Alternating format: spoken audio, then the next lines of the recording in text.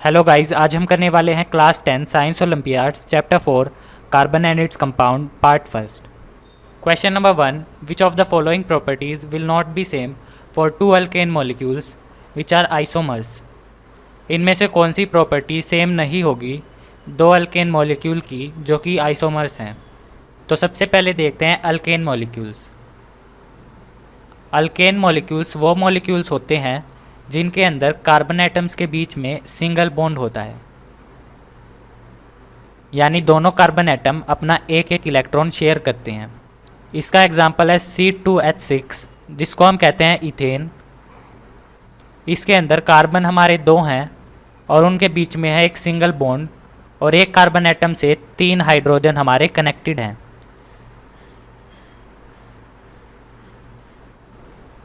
तो इस carbon atom से 3 हाइड्रोजन कनेक्टेड हैं और इस कार्बन एटम से 3 हाइड्रोजन हमारे कनेक्टेड हैं और इन दोनों के बीच में एक सिंगल बॉन्ड है, यानी ये दोनों एक एक इलेक्ट्रॉन शेयर करते हैं।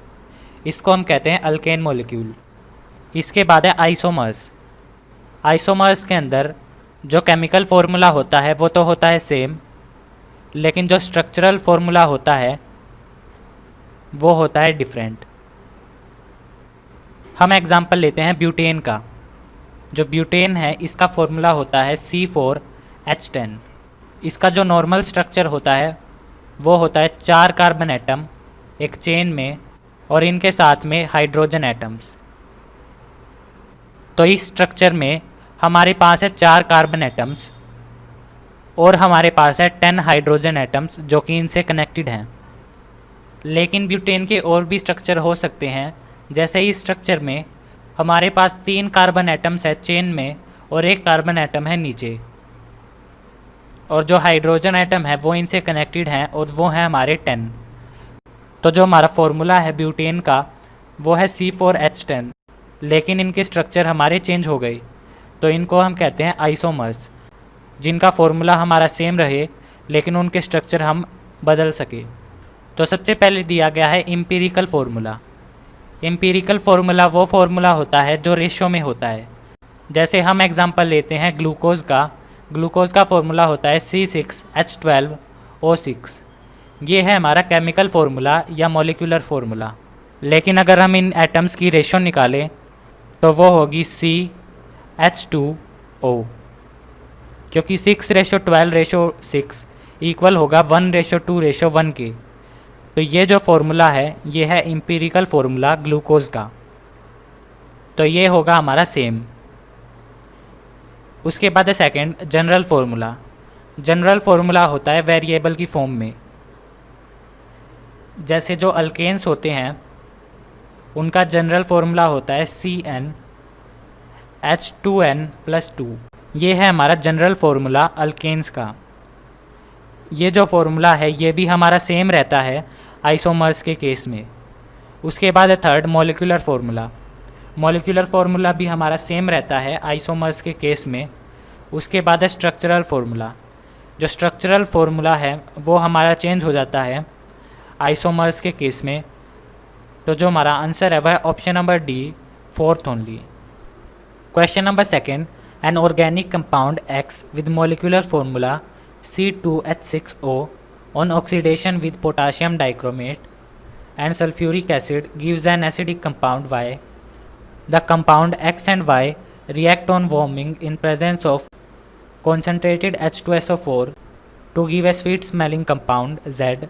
What are the compounds X, Y and Z? हमारे पास है एक ऑर्गेनिक कंपाउंड जिसका नाम है X। उसका फॉर्मूला है हमारा C2H6O। ये जो फॉर्मूला है ये होता है इथेनॉल का। इथेनॉल का फॉर्मूला होता है C2H6O। इसकी हमने ऑक्सीडेशन की पोटाशियम डाइक्रोमेट और सल्फ्यूरिक एसिड के साथ। ऑक्सीडेशन का मतलब इथेनॉल के अंदर हमने ऑक्सीजन ऐड किया। ऑक्सीडेशन करने पर हमें एक कंपाउंड मिला जिसका नाम है Y।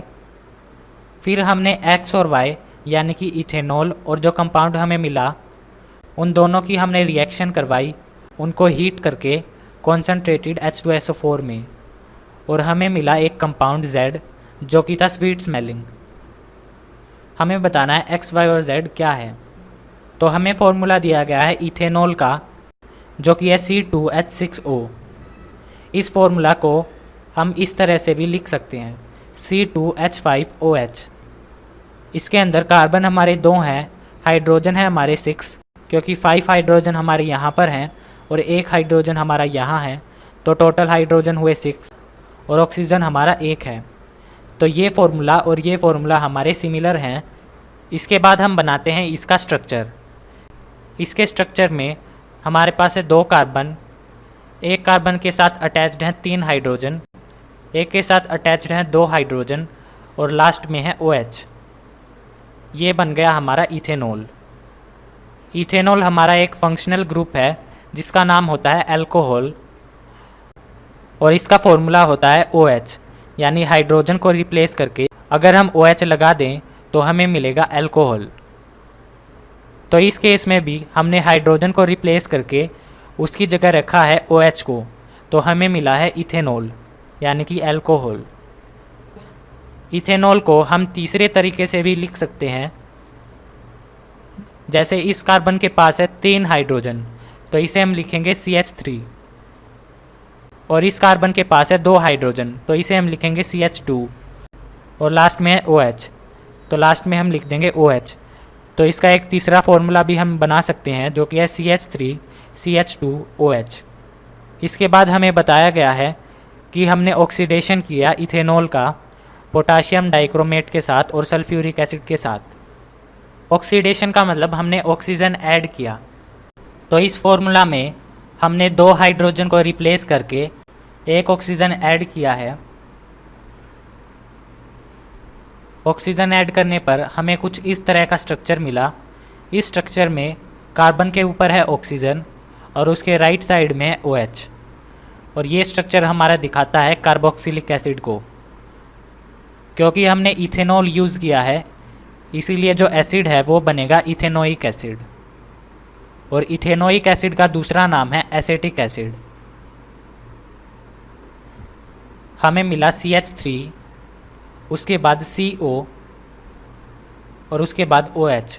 तो जो फॉर्मूला है वो है CH3COOH। ये फॉर्मूला होता है हमारा एसेटिक एसिड का या इथेनोइक एसिड का। तो जो कंपाउंड X है उसका फॉर्मूला है C2H5OH और जो कंपाउंड Y है इसका फॉर्मूला है CH3COOH। इसके बाद बचा हमारा कंपाउंड Z। कंपाउंड Z हमारा मिलता है X और Y को हीट करके कॉन्सेंट्रेटेड H2SO4 में। तो कंपाउंड Y है हमारा एसेटिक एसिड, कंपाउंड X है हमारा इथेनॉल। इनको H2SO4 की प्रेजेंस में रिएक्ट करवा के हमें मिलता है एस्टर और इसका फॉर्मूला होता है CH3COOCH2CH3 और ये जो रिएक्शन है इसको हम कहते हैं एस्टरिफिकेशन। अब ये जो फॉर्मूला है इसको हम दूसरे तरीके से भी लिख सकते हैं। हम स्टार्टिंग में लिखेंगे CH3, उसके बाद लिखेंगे COO और जो हमारे पास CH2 और CH3 है इनको हम ऐड करके लिखेंगे C2H5। तो ये फॉर्मूला है हमारा एस्टर का। तो Z है हमारा CH3COOC2H5। तो जो हमारा आंसर है वो है option number A। Question number 3, which of the following statements are false about soaps and detergents. हमें बतानी है फॉल्स स्टेटमेंट या incorrect statement. Statement number 1, soaps are water soluble while detergents are not. जो soaps हैं वो हमारे water soluble होते हैं लेकिन जो डिटर्जेंट्स हैं वो हमारे नहीं होते। ये स्टेटमेंट हमारी इनकरेक्ट है। सोप्स और डिटर्जेंट ये दोनों हमारे वाटर सोल्यूबल होते हैं, लेकिन इसमें लिखा गया है डिटर्जेंट हमारे वाटर सोल्यूबल नहीं होते, तो ये स्टेटमेंट हमारी इनकरेक्ट है। Question number 2, soaps are non biodegradable while detergents are biodegradable. इसमें लिखा गया है सोप्स जो हैं वो नॉन बायोडिग्रेडेबल होते हैं और डिटर्जेंट हमारे बायोडिग्रेडेबल होते हैं। ये स्टेटमेंट हमारी इनकरेक्ट है। सोप्स होते हैं हमारे बायोडिग्रेडेबल और डिटर्जेंट होते हैं हमारे नॉन बायोडिग्रेडेबल। इसमें लिखा गया है उल्टा, तो ये स्टेटमेंट है हमारी इनकरेक्ट। उसके बाद है third, hardness of water is due to the presence of calcium and magnesium salt which forms scum with soap. ये स्टेटमेंट हमारी करेक्ट है। वाटर के अंदर अगर हम सोप ऐड करें लेकिन उसमें कोई भी बबल्स फॉर्म ना हो तो हम कहेंगे कि जो वाटर है वो हार्ड है। और जो हार्डनेस होती है वाटर की, यानी कि वाटर में बबल्स फॉर्म नहीं होते, वो होती है कैल्शियम और मैग्नीशियम के कारण। तो ये स्टेटमेंट हमारी करेक्ट। उसके बाद है statement fourth, the polar group in soaps is COONA। Soap के अंदर जो पोलर ग्रुप होता है वो होता है COONA। पोलर ग्रुप का मतलब पोलर हेड। तो सोप के अंदर दो पार्ट होते हैं, एक होता है हेड और एक होता है टेल। जो हेड है वो हमारा हाइड्रोफिलिक होता है। फिलिक का मतलब लव, यानी कि हाइड्रोफिलिक का मतलब हुआ वाटर लविंग। तो हाइड्रोफिलिक एंड हमारा वाटर से अट्रैक्ट होता है। और फोबिक का मतलब होता है फियर। तो हाइड्रोफोबिक का मतलब हुआ वो एंड जो वाटर से दूर रहता है। तो हाइड्रोफिलिक हेड के अंदर जो पोलर ग्रुप है वो होता है COONA। तो ये स्टेटमेंट हमारी करेक्ट है। तो जो फॉल्स स्टेटमेंट थी वो थी फर्स्ट और सेकंड। तो जो हमारा आंसर है वह है option B, first and second only. Question number 4, study the given flow chart carefully and identify W, X एंड Y। हमें इस फ्लो चार्ट को स्टडी करके W, X और Y बताना है। तो हमें दिया गया है CH3 CH2 OH। ये फॉर्मूला है हमारा इथेनॉल का। तो इथेनॉल को कॉन्सेंट्रेटेड H2SO4 में डालने पर हमें मिलता है W। ये जो रिएक्शन है ये है हमारी डिहाइड्रेशन रिएक्शन, यानी इसमें वाटर का लॉस होगा। और जो H2SO4 है ये काम करता है कैटलिस्ट का। कैटलिस्ट का काम होता है रिएक्शन को फास्ट करना। ये रिएक्शन में पार्टिसिपेट नहीं करता, ये सिर्फ रिएक्शन को फास्ट करता है। तो H2SO4 हमारा काम कर रहा है कैटलिस्ट का। तो ये जो स्ट्रक्चर है ये है हमारा इथेनॉल का। इस स्ट्रक्चर में होगा डिहाइड्रेशन, यानी वाटर का लॉस। तो हमारे पास है OH और हमारे पास है एक हाइड्रोजन। ये दोनों हमारे मिलकर बनाएंगे H2O और ये हमारे हो जाएंगे इवेपोरेट। तो अब जो स्ट्रक्चर होगा वो कुछ इस तरह का होगा, लेकिन ये जो स्ट्रक्चर है ये हमारा स्टेबल नहीं है, क्योंकि कार्बन की वैलेंसी होती है 4, लेकिन इस कार्बन के अंदर हमारी सिर्फ 3 स्टिक्स हैं, यानी जो कार्बन है वो अभी स्टेबल नहीं है। इसकी वैलेंसी है 4, तो हमें 4 स्टिक्स चाहिए, लेकिन इसमें है 3 स्टिक्स। तो जो कार्बन है वो एक दूसरे से इलेक्ट्रॉन शेयर करेंगे और हमें मिलेगा इथीन। इस स्ट्रक्चर में जो कार्बन है उसके पास है 4 स्टिक्स और इस कार्बन के पास भी है 4 स्टिक्स। तो ये दोनों हमारे स्टेबल हैं। और हमें मिला इथीन। इथीन को हम लिख सकते हैं CH2 और CH2। तो जो W है ये है हमारा इथीन। इथीन है हमारा ऑप्शन नंबर बी में और ऑप्शन नंबर डी में। इसके बाद है इथेनॉल और उसको हम रिएक्ट करवाते हैं KMnO4 के साथ, जो कि है हमारा एल्कलीन, और हमें मिलता है X। तो KMnO4 के अंदर हमारा है ऑक्सीजन और इथेनॉल का ऑक्सीडेशन करवाने पर हमें मिलता है एसिटिक एसिड। तो जो X है ये होगा हमारा एसिटिक एसिड और ये है हमारा ऑप्शन नंबर ए में और ऑप्शन नंबर डी में। इसके बाद है इथेनॉल को हम रिएक्ट करवाते हैं एसिटिक एसिड के साथ। तो ये देखा था हमने क्वेश्चन नंबर 2 में, इथेनॉल को एसिटिक एसिड के साथ रिएक्ट करवाने पर हमें मिलता है एस्टर। तो Y है हमारा एस्टर, जो कि है ऑप्शन नंबर डी में। तो जो हमारा आंसर है वह है option number D. Question number 5, a few chemical processes are listed as in which of the given process products have more carbon atoms than the underlined reactant. हमें बताना है कौन से प्रोसेस में जो प्रोडक्ट होगा उसके अंदर ज़्यादा कार्बन एटम होंगे देन द अंडरलाइंड रिएक्टेंट। तो सबसे पहले है फर्स्ट, इसके अंदर है रिएक्टेंट अल्कोहल। और इसका हम ऑक्सीडेशन करते हैं, हमें मिलता है कार्बोक्सिलिक एसिड यानी कि एसिटिक एसिड। तो जो अल्कोहल है इसका फॉर्मूला है CH3CH2OH। और जो कार्बोक्सिलिक एसिड है इसका फॉर्मूला है CH3COOH। तो दोनों के अंदर कार्बन हमारे 2 हैं, तो ये स्टेटमेंट हमारी इनकरेक्ट। हमसे पूछा गया है कौन सी प्रोसेस में प्रोडक्ट के अंदर ज़्यादा कार्बन एटम है, लेकिन इसके अंदर सेम कार्बन एटम है। रिएक्टेंट के अंदर हैं 2 और प्रोडक्ट के अंदर भी 2 कार्बन एटम हैं। इसके बाद है second, an alcohol undergoes esterification. Alcohol के अंदर होती है एस्टरिफिकेशन। अल्कोहल का फॉर्मूला है CH3CH2OH। और जो एस्टर है इसका फॉर्मूला है CH3COOCH2CH3। ये फॉर्मूला है हमारा एस्टर का। एस्टर के अंदर हमारे पास है 4 कार्बन एटम और अल्कोहल के अंदर हमारे पास है 2 कार्बन एटम।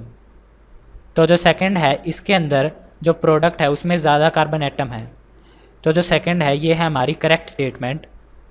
उसके बाद है third, carboxylic acid react with sodium carbonate. तो हम लेते हैं इथेनोइक एसिड को। तो इथेनोइक एसिड का फॉर्मूला होता है CH3COOH। उसको रिएक्ट करवाते हैं हम सोडियम कार्बोनेट के साथ, तो हमें मिलेगा सोडियम इथेनोएट जिसका फॉर्मूला होता है CH3COONA। और कार्बोक्सिलिक एसिड का फॉर्मूला होता है CH3COOH।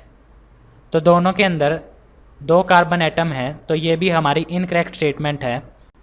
उसके बाद है प्रोपेन। प्रोपेन का फॉर्मूला होता है C3H8 और ये होता है कंप्लीट कंबशन, यानी इसको रिएक्ट करवाते हैं ऑक्सीजन के साथ, तो हमें मिलेगा CO2। CO2 के अंदर 1 कार्बन एटम है और प्रोपेन के अंदर 3 कार्बन एटम है, तो ये भी स्टेटमेंट हो गई हमारी इनकरेक्ट।